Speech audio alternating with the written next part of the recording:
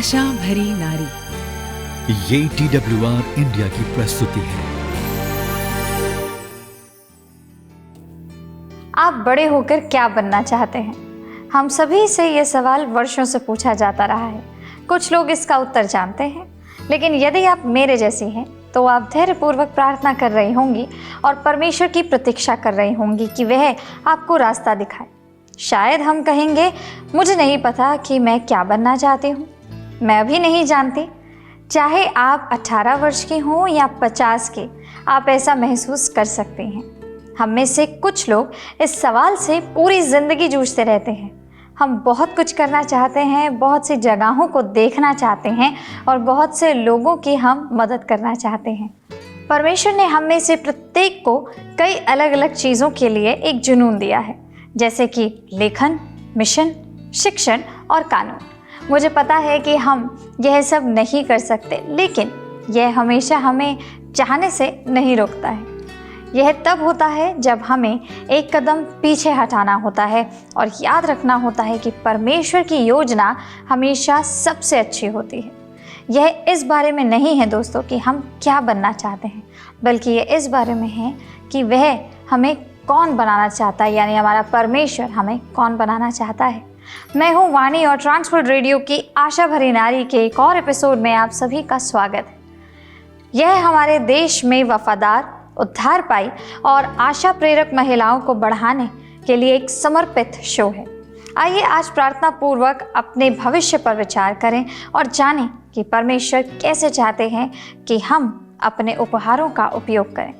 मुझे यकीन है कि आप भी इस सवाल से जूझ रही हैं, मिशनरी सेवक होने का क्या मतलब है और क्या मैं उसके साथ में कुछ कर सकती हूँ या नहीं कर सकती हूँ। खैर, एक मिशनरी होने का मतलब हमेशा दूसरे देशों की यात्रा करना नहीं होता है दोस्तों। एक मिशनरी होने का अर्थ है सुसमाचार को फैलाने के एक मिशन को अपनाना, उसे पूरा करना, जिसे करने के लिए हम सभी को बुलाया गया है। मत्ती 28:19-20 में यह कहा गया है, इसलिए जाकर सब जातियों को चेला बनाओ और उन्हें पिता और पुत्र और पवित्र आत्मा के नाम से बपतिस्मा दो, और जो कुछ मैंने तुम्हें आज्ञा दी है उनका पालन करना उनको सिखाओ, और देखो मैं युग के अंत तक सदा तुम्हारे संग हूँ। एक मिशनरी होना हमेशा त्याग के बारे में नहीं है। कभी कभी इसका मतलब यह भी होता है दोस्तों कि आप जहाँ हैं वहीं रहें और परमेश्वर ने आपको जो दान दिए हुए हैं उनका उपयोग करें। हम सभी किसी न किसी तरह से मिशनरी हैं। हमें जो दिया गया है उसका उपयोग करना है और उस बुलाहट में परमेश्वर का अनुसरण करना है जिसे उसने हमारे जीवन में रखा है। मसीहों के रूप में हम सभी मसीह के प्रेम को फैलाने के इस मिशन में भाग लेते हैं। परमेश्वर हमें सभी उपहार और जुनून देते हैं और वह हमें उन उपहारों के द्वारा अपनी महिमा और मिशन के लिए उपयोग करने का अवसर देता है। मुझे नहीं पता कि परमेश्वर मुझे भविष्य में कहाँ ले जाएगा, लेकिन मैं एक मिशनरी बनूंगी। जो भी दान परमेश्वर मुझे उपयोग करने के लिए देता है, चाहे वो दूर हो या मेरे अपने घर में ही यीशु ने चंगाई की अपनी सेवा को शुरू किया था दोस्तों। शिष्यों के लिए एक उदाहरण प्रस्तुत करना कि अपने परिवारों के लोगों से प्रेम करना और उनकी सेवा करना कितना महत्वपूर्ण है। अपनी सेवकाई के आरंभ में यीशु शमौन पतरस के घर पर ही रहे थे और वहाँ नए चेलों को भी शिक्षा दे रहे थे। मिशन का काम कमज़ोर दिल के लोगों के लिए नहीं है दोस्तों। हम उन बहादुर लोगों की प्रशंसा करते हैं जो घर की सुख सुविधाओं को छोड़कर अन्य स्थानों पर जाकर ज़रूरतमंद लोगों और मसीह के प्रेम को पहुंचाते हैं। और कभी कभी ये माता पिता के दिन प्रतिदिन के दायित्व का निर्वहन घर में रहते हुए करना निसार और बोझिल लग सकता है जब अन्य लोग दुनिया में बदलाव ला रहे होते हैं। लेकिन माताओं के रूप में हमारे बच्चों को मिलने वाले पहले मिशनरियों के रूप में हमारी भी एक महत्वपूर्ण बुलाहट होती है। कभी कभी हम सोचते हैं, मैंने उनके लिए क्या छोड़ा है? एक अच्छी नौकरी, आकर्षक सामाजिक जीवन, खरीदारी के मौके, मेरा सुडौल शरीर, सोने का समय। जब आप इसे कुछ महान मिशनरियों के काम के साथ में रखकर देखते हैं, जो लोग सुसमाचार के लिए अपना जीवन देते हैं, तो ये कभी कभी गंभीर मसले नहीं लगते हैं। लेकिन इस कथन को सुने, सुसमाचार का केंद्र बलिदान है और मातृत्व के रूप में, स्वाभाविक रूप से बलिदान के रूप में शायद कोई पेशा नहीं है। 5,000 लोगों को खिलाने के बारे में सोचे जब शिष्य बाहर गए और जो भोजन उपलब्ध था उसे एकत्रित किया। जब ज़्यादा नहीं था, कुछ रोटियां थीं, कुछ मछलियां। उस माँ के बारे में सोचिए जिसने अपने उस बच्चों के लिए उस खाने को तैयार करके भेजा था। यह एक छोटी सी भेंट की तरह रहा होगा, लेकिन उन रोटियों और उन मछलियों के बारे में महत्वपूर्ण बात यह नहीं थी कि वो कितनी बड़ी थी जब उन्हें दिया गया था। यह तो इस बारे में था कि उन्हें किसके हाथों में दिया गया था। यहोवा के हाथ में वह भेंट ही पर्याप्त थी। यह पर्याप्त से अधिक था। विश्वास में दिया गया एक छोटा सा दान भी महान बन जाता है। अपने बच्चों को विश्वास से देखें और देखें कि आपके द्वारा उनकी सेवा करने से कितने लोगों की सेवा की जाएगी। आपके बच्चे अपने जीवन में कितने लोगों को जानेंगे। यदि आप एक मसीही महिला हैं जो प्रभु से प्रेम करती हैं तो सुसमाचार आपके लिए महत्वपूर्ण है। यह सोचकर निराश होना आसान है कि आप जो काम कर रही हैं वह ज़्यादा मायने नहीं रखता है। आप सोच सकते हैं कि यदि आप वास्तव में मसीह के लिए कुछ कर रही होती तो आप कहीं और होती, कुछ और कर रही होती, कहीं और मौजूद होती। मातृत्व सुसमाचार जीने का एक शानदार अवसर है। मातृत्व हमें उन चीज़ों को रखने का अवसर प्रदान करता है जिन्हें हम उन लोगों की ओर से नहीं रख सकते जिन्हें हम खो नहीं सकते। वे शाश्वत आत्मा है, वे हमारे बच्चे हैं और वे ही हमारे मिशन क्षेत्र हैं। मैं आपको एक खूबसूरत कहानी बताती हूँ जो मातृत्व की शक्तिशाली भूमिका की व्याख्या करती है। यह एक धनी आदमी की कहानी है जो एक गिरजाघर का दौरा करने आया था, जबकि यह अभी भी निर्माणाधीन था। कारीगर सावधानी से काम कर रहा था। एक बीम के अंदर एक अलंकृत छोटे पक्षी को तराश रहा था। धनी आदमी हैरान था और उसने मजदूर से पूछा, आप उस पक्षी को छत से ढकने वाली बीम में तराशने में इतना समय क्यों लगा रहे हो? कोई भी इसे कभी भी नहीं देख पाएगा। कारीगर ने मुस्कुराते हुए जवाब दिया, क्योंकि परमेश्वर इसे देखता है। यही मातृत्व है दोस्तों। दुनिया में शायद इसकी कद्र नहीं होती होगी, हम इसके बारे में ज़्यादा नहीं सोच सकते हैं, लेकिन परमेश्वर की नज़र में यह सबसे महत्वपूर्ण भूमिकाओं में से एक है जिसे हमें महिलाओं के रूप में पूरा करना है। परमेश्वर ने हमें बुलाया है, उसने हमें बनाया है। माताओं, नीति वचन 22:6 के समान हमारे बच्चों को उसी तरह से प्रशिक्षित होना चाहिए। हमारे विश्वास की विरासत को पारित करने के लिए वास्तव में इससे अधिक महत्वपूर्ण बुलाहट नहीं हो सकती। महान आज्ञा हम पर हमारे घरों में हमारे बच्चों के साथ लागू होती है। हमारा विश्वास हमारे बच्चों के जीवन में उंडेला जाना है। हमें माँ की इस ईश्वर प्रदत्त उपाधि को छोड़ने की आवश्यकता नहीं है। हमें यीशु मसीह की महिमा के लिए इसके अर्थ को अधिकतम समझने के लिए और करने के लिए बुलाया गया है। हम कुड़कुड़ाए बिना और परमेश्वर को सर्वोच्च भलाई के पूर्ण आश्वासन के साथ भूमिका को स्वीकार कर सकते हैं। परमेश्वर ने वादा किया है कि जैसे ही हम इस दुनिया में प्रकाश डालते हैं जिसमें हमारे बच्चे भी शामिल हैं, हम जानेंगे कि हमारा श्रम व्यर्थ नहीं था। हर माँ के पास एक मिशन क्षेत्र और सेवा के कई अवसर होते हैं, जैसे बर्थडे पार्टीज, स्कूल की पिकनिक, खेल, चर्च की गतिविधियाँ या फिर पीटीएम। क्या आप यहाँ संबंध बनाने की क्षमता देखते हैं? आपका घर हर उस दोस्त के लिए एक मिशन की चौकी के रूप में काम करता है जिसे आपका बच्चा घर लाता है। काम पर आपकी मेज़ पवित्र शास्त्र की तरह एक फ्रेम की हुई कविता है। साझा करने के लिए ट्रॉफी का एक बाउल और आपकी बड़ी मुस्कान परमेश्वर के प्रेम को बांट सकती है। दोस्तों, आप मसीह के हाथ और पैर हैं। आप एक अंतर बना रहे हैं क्योंकि आप अपने जीवन और अपने प्रेम और अपने दानों और आसपास के बच्चों की शाश्वत आत्माओं को एक निवेश स्थान समझ के उसमें निवेश कर रहे हैं। आप ठीक वही हैं जहां आपको होना चाहिए। हम उदाहरण के द्वारा सबसे अच्छी तरह सीखते हैं और बच्चे अपने माता पिता के उदाहरण से सीखने के लिए विशेष रूप से संवेदनशील होते हैं। विश्वास को जीने का तरीका साझा करने और सिखाने का सबसे अच्छा तरीका यह है कि आप अपना जीवन कैसे जीते हैं। एक परिवार के रूप में एक साथ सेवा करें, प्रेम और करुणा के साथ एक दूसरे की देखभाल करें। चर्चा करें कि यीशु की शिक्षाएं कैसे निर्देशित की जाती हैं और हमें कैसे रहना चाहिए, और एक दूसरे के साथ संवाद बनाए रखना चाहिए और अपने घर में विश्वास को प्राथमिकता देनी चाहिए। महिलाओं के रूप में जो घर से बाहर भी काम करती हैं, हम उसमें उद्देश्य और उत्साह पा सकते हैं। हमें दुनिया के सबसे बड़े मिशन क्षेत्रों में से एक विशिष्ट सेवा के लिए जुनून और कौशल दिया गया है। हम शायद ये सवाल पूछ सकते हैं कि मैं अपने कार्यस्थल में अपने मिशन क्षेत्र को किस तरह से प्रदर्शित करूं, उसे अपना मिशन क्षेत्र किस तरह बनाऊं। खैर, यह आपके लिए या यहाँ आपके अपने कार्यस्थल को एक मिशन क्षेत्र बनाने के कुछ व्यवहारिक तरीके दिए गए हैं। पेशेवर दुनिया में सेवा अक्सर आकर्षक नहीं होती है दोस्तों, लेकिन यह हमेशा मसीह की तरह होती है। मरकुस 10 में हमें ये बताया गया है कि मसीह सेवा लेने के लिए नहीं, बल्कि अपने आसपास के लोगों की सेवा करने के लिए आया था। उन तरीकों और अवसरों की तलाश करें जिनके माध्यम से आप सेवा कर सकती हैं। याद रखिए, लोग हमेशा हमारी बातों पर ध्यान नहीं देते हैं, लेकिन वे हमेशा ध्यान देते हैं कि हम क्या करते हैं, हम कैसी प्रतिक्रिया देते हैं। हमें अपने सहकर्मियों के साथ मधुर संबंध बनाने की ज़रूरत है।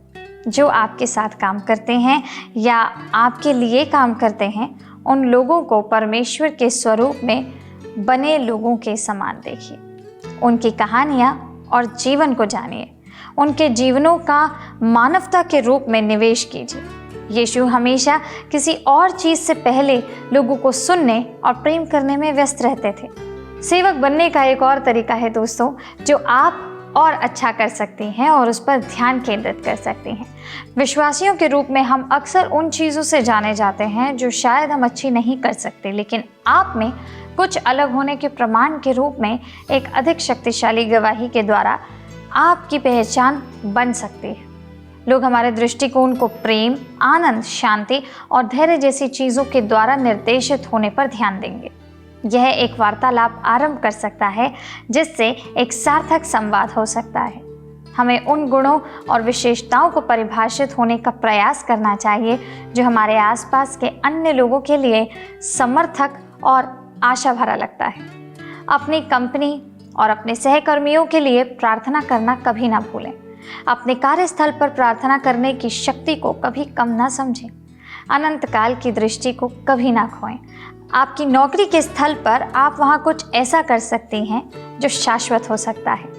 कार्यस्थल एक अत्यावश्यक मिशन क्षेत्र है जिसमें बदलाव लाने के लिए युवा मसीही पेशेवरों की सख्त ज़रूरत है दोस्तों। अपने जीवन के अंत में आप परमेश्वर को यह कहते हुए नहीं सुनेंगे, धन्य हो मेरे अच्छे और वफादार सीईओ, बॉस, कार्यकारी प्रबंधक या अध्यक्ष, लेकिन धन्य हो मेरे अच्छे और वफादार सेवक।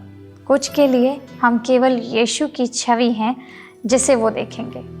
हम धर्मनिरपेक्ष संस्कृति में रहते हैं दोस्तों। बहुत से लोग, विशेष रूप से व्यवसायी और पेशेवर लोग, आराधनालयों में जाने पर विचार नहीं करेंगे, भले ही उनके पास आध्यात्मिक प्रश्न ही क्यों ना हो। हम वे हो सकते हैं जिन्हें परमेश्वर उनके द्वारा खोजे हुए उत्तरों को प्रदान करने के लिए उपयोग करना चाहता है। यीशु ने अपने अनुयायियों से कहा, तुम जगत की ज्योति हो। पहाड़ी पर बना हुआ नगर छिप नहीं सकता। मत्ती 5:14। उसने मत्ती 5:16 में भी यह कहा है, तुम्हारा उजियाला औरों के सामने चमके कि वे तुम्हारे भले कामों को देखकर तुम्हारे पिता की जो स्वर्ग में है बढ़ाई करें। हम काम पर अपने आप को कैसे संचालित कर सकती हैं या कैसे संचालित करती हैं, इसके द्वारा हम मसीह की वास्तविकता को दिखा सकते हैं। अक्सर हम अपने कार्यस्थल में नैतिकता को और निम्न मानकों को देखते हैं। इसे परमेश्वर के मूल्यों को लागू करने के लिए एक सही अवसर के रूप में उपयोग करें। कुलुसियों 3:17 कहता है, और जो कुछ तुम वचन से या काम से करो वह सब प्रभु यीशु के नाम से करो और उसके द्वारा परमेश्वर पिता का धन्यवाद करो। प्रेरित पौलुस ने कुरिन्थ के शहर में विश्वासियों को भी प्रोत्साहित किया, सो चाहे तुम खाओ या पियो, चाहे जो कुछ करो, सब कुछ परमेश्वर की महिमा के लिए ही करो। हम में से जो अगुवे हैं उनके लिए यह समझना थोड़ा मुश्किल हो सकता है कि नेतृत्व कैसा दिखता है। जब हम नेतृत्व के उस मॉडल की जांच करते हैं जो यीशु ने हमारे लिए निर्धारित किया था, तो हमने एक ऐसे व्यक्ति को नहीं देखा जो लोगों पर अपनी स्थिति का प्रभुत्व करता हो। हम कुछ अलग देखते हैं। यीशु एक सेवक था। उन्होंने हमें सिखाया कैसे खुद को शून्य करके और अपने शिष्यों के पैर धोकर उन्होंने सेवा का नेतृत्व किया है। इसलिए काम पर हमें इसमें शामिल सभी लोगों की सेवा करने की ज़रूरत है, जो हम उन्हें सफल बनाने के लिए, स्थापित करने के लिए कर सकते हैं। एक टास्क मास्टर होने के बजाय जो उन्हें किसी कार्य को पूरा करने के लिए प्रेरित करता है, यह सुनिश्चित करने के लिए काम करे कि हर किसी के पास वह सब कुछ हो जिसका उन्हें सकारात्मक रोशनी पर ध्यान देने की आवश्यकता हो। लक्ष्य लोगों को परमेश्वर के करीब ले जाने का है। अपने कार्यस्थल को एक मिशन क्षेत्र के रूप में स्वीकार करने से हमें लोगों को मसीह के करीब ले जाने के कई अवसर मिलेंगे। यह बाइबल की शिक्षा थोपने या पवित्र शास्त्र को सुनाने के बारे में नहीं है। यह रिश्तों के बारे में है और हम जो कुछ भी करते हैं उसमें परमेश्वर के वचन को जीने के बारे में है। यदि आप मेरे जैसी हैं तो अपने पड़ोसियों के साथ मसीह के प्रेम को साझा करना माउंट एवरेस्ट जितना असंभव नहीं लगेगा आपको। जब यीशु मसीह ने मरकुस 12:31 में अपने पड़ोसियों से प्रेम करने की आज्ञा दी, तो वह प्रेम और आध्यात्मिक और शारीरिक कार्यों के बारे में बात कर रहा था जो उस प्रेम से प्रेरित है और जो मसीह से मिलता है। यह जानना दिलचस्प है, लेकिन यीशु आपके पड़ोसियों को जानते हैं। यूहन्ना 4 में जब यीशु सामरी स्त्री से बात करता है तो वह उस स्त्री को बताता है कि वह वास्तव में उसे जानता है। वास्तव में पवित्र शास्त्र कहता है कि उस स्त्री ने सभी से कहा, आओ और उस आदमी को देखो जिसने मुझे यह सब कुछ बताया जो मैंने कभी किसी को बताया भी ना था। यीशु उसके बारे में सब कुछ जानता था। बेशक हम यीशु नहीं हैं, हमें अपने पड़ोसियों को जानने में समय और मेहनत लगती है और यह ठीक भी है। आपके पड़ोस में सुसमाचार सेवा करने के लिए यहाँ 3 विचार दिए गए हैं। अपने पड़ोसियों से मिलें। कागज़ पर अपने निकटतम पड़ोसियों के नाम लिखने शुरू कर दीजिए। क्या आप अपने पड़ोसियों के नाम जानते हैं? अगर नहीं तो नाम जानना शुरू कीजिए। यदि आप किसी भी नाम के बारे में निश्चित नहीं हैं तो उनके नाम जानने का प्रयास कीजिए। यह उनके दरवाजे पर दस्तक देने और उनसे पूछने जैसे आसान हो सकता है। बस रुकिए और सोचिए कि एक बार जब आप ये जान जाते हैं कि आपके पड़ोसी कौन हैं, तो आप एक पड़ोसी से कितने बेहतर हो सकते हैं। आप उनके लिए उनका नाम लेकर के प्रार्थना कर सकते हैं। आप उनके नाम को लेकर के उनको दिन में एक बार जब भी मिले उनसे बात कर सकते हैं। आपको पता चल जाएगा कि अगर उनका कोई कोरियर गलती से आपके पास आ गया है तो कहाँ मिलेगा, और इन बातों की सूची बढ़ती चली जाती है। हर किसी के पास के घर के सामने के बरामदे में विलासिता नहीं होती है। हम में से कुछ अपार्टमेंट परिवेशों में रहते हैं, ऐसे परिसरों में रहते हैं। हम में से कुछ लोगों के पास ऐसे पड़ोसी होते हैं जो अपने तक ही सीमित रहते हैं, लेकिन आप दूसरों से जुड़ने के लिए अन्य रचनात्मक तरीके खोज सकते हैं। पास के पार्क में टहलें, जब वो गुजरें तो उनका अभिवादन करें। अपने पड़ोस में क्रिसमस कैरोलिंग करें, या फिर पकवान बनाएं तो अपने पड़ोसियों के साथ भी उन्हें साझा करें। हम अपने पड़ोसियों की भी सेवा कर सकते हैं। हम सभी को सेवा टहल पसंद है। पहुनाई किया जाना वाकई अच्छा लगता है। यीशु ने स्वयं सिद्ध सेवक का प्रतिरूप बनाया। वास्तव में मरकुस 10:45 में यीशु हमें बताते हैं कि वो सेवा करने के लिए आए थे। ज़रा सोचिए दोस्तों कि अगर आप अपने पड़ोसियों के प्रति ऐसा रवैया अपनाएं और उनकी सेवा करना शुरू करें तो यह कितना अद्भुत हो जाएगा। उन्हें कॉफ़ी या भोजन के लिए आमंत्रित करके उनकी पहुनाई करना, ज़रूरत पड़ने पर आप किसी पड़ोसी की मदद करके भी उनकी सेवा कर सकते हैं। अपने पड़ोसियों के लिए प्रार्थना करना कभी मत भूलिए। यदि आप अपने पड़ोसियों के साथ संबंध बनाने का प्रयास करते समय इन 3 चरणों में से केवल एक को चुनना चाहती हैं तो प्रार्थना करें। प्रार्थना हमें आत्मनिर्भरता से ईश्वर निर्भरता की ओर ले जाने में मदद करती है। प्रार्थना हमें यह याद रखने में मदद करती है कि जबकि परमेश्वर हमारा उपयोग करना चाहते हैं, यह अंततः परमेश्वर ही है जो हमारे पड़ोसियों के जीवन में कार्य करता है। लेकिन कुछ लोग ऐसे हैं जो कि ऐसा करने से डर जाते हैं। उन लोगों के लिए मैं आपको ये कारण बता सकती हूँ कि क्यों कभी कभी ऐसे डर लग सकता है। लेकिन आखिरकार वे कारण ज़्यादातर उन लोगों के बारे में होते हैं। लेकिन जब आप अपना नज़रिया बदलते हैं और देखते हैं कि परमेश्वर अपना काम कर रहे हैं और वे परमेश्वर का अनुभव करना आप शुरू करते हैं, तो अचानक आपका बोझ हल्का होना शुरू हो जाएगा और आप खुद ये महसूस करेंगे। लेकिन ज़रूरत है कि आप अपने नज़रिए को बदलिए। चाहे आप प्रार्थना कर रही हों, सेवा कर रही हों, बैठक कर रही हों, परमेश्वर रोमांचित है। आप ये विश्वास का एक कदम उठा लीजिए और उसके बाद आप सारी चिंताएं छोड़ दीजिए। मातृत्व के मिशन क्षेत्र को समझने का एक और महत्वपूर्ण हिस्सा यह है कि आपके घर से परे काफ़ी स्वाभाविक रूप से फैला हुआ है और हमें उस सेवकाई के लिए उपलब्ध रहने की आवश्यकता है जो परमेश्वर हमारे मार्ग में डालता है। सेवकाई जीवन से अलग कुछ नहीं है दोस्तों, ये हमारे जीवन से बहती है और हमारे हर तरफ एक मिशन क्षेत्र ही है। बहनों, अगली बार जब आपको ऐसा लगे कि आप वास्तव में प्रभु का कार्य नहीं कर रही हैं या आप जो कर रही हैं वो बहुत अधिक महत्वहीन है, तो याद रखें कि कार्य कौन कर रहा है। वह आप नहीं हो।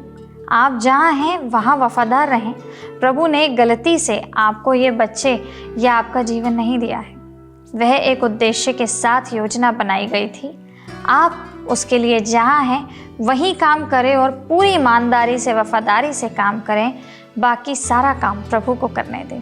दूसरों के लिए हमारी सेवकाई अलग अलग मौसमों में अलग होगी। मातृत्व के सबसे व्यस्त मौसम में हम बड़े बच्चों के साथ एक माँ के रूप में खुद को बाहर की ओर बढ़ाने में सक्षम नहीं हो सकते, लेकिन हम एक अकेले पड़ोसी के लिए चाय बना सकते हैं या अपने पड़ोसियों या चर्च परिवार के लिए भोजन बना सकते हैं। हम प्रोत्साहन के कार्ड भेज सकते हैं या एक आहत दोस्त के साथ बातचीत करके थोड़ा समय बिता सकते हैं। जब हम किसी के घर में आमंत्रित होते हैं या किसी को अपने घर में आमंत्रित करते हैं या शायद बाजार में सौम्य शब्द बोलते हैं, ये सभी चीज़ें हमारे मिशन क्षेत्र का हिस्सा है दोस्तों। परमेश्वर हमें असाधारण काम करने के लिए नहीं बुलाते, उन्होंने हमें साधारण दिन में असाधारण होने के लिए बुलाया है। हमारे सामने आने वाले विनम्र अवसरों को देखकर उन्हें खुशी के साथ करना, यह असाधारण है।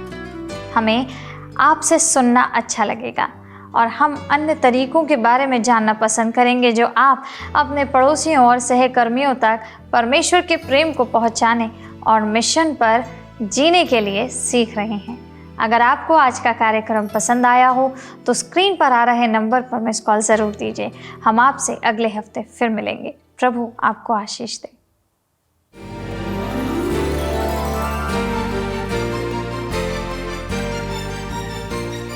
आशा भरी नारी, ये TWR इंडिया की प्रस्तुति है।